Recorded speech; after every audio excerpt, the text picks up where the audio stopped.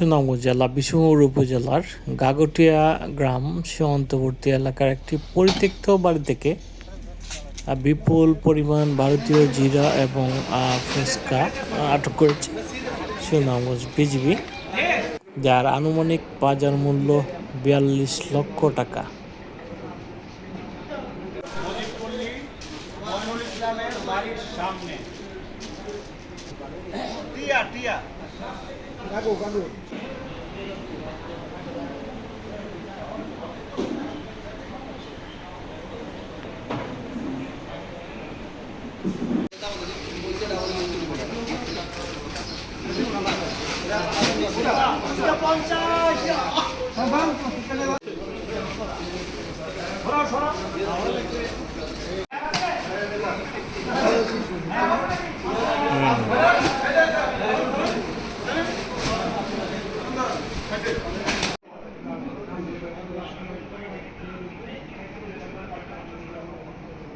সুনামগঞ্জের বিষ্ণুপুর উপজেলার আওতাধীন গাগটিয়া গ্রামে একটি পরিত্যক্ত ঘর হতে আজ ভোররাতে সেনাবাহিনী এবং বিজিবির যৌথ অভিযানে বিপুল পরিমাণ ভারতীয় অবৈধ জিরা এবং ফুচকা জব্দ করা হয়।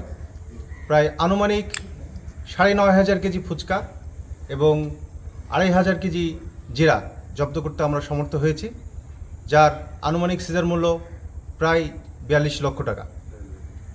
তো সীমান্ত সুরক্ষা, অবৈধ অনুপ্রবেশ এবং চোরাচালান প্রতিরোধে সুনামগঞ্জ ব্যাটালিয়ন ২৮ বিজিবির প্রতিটি সদস্য আপ্রাণ প্রচেষ্টা চালিয়ে যাচ্ছে।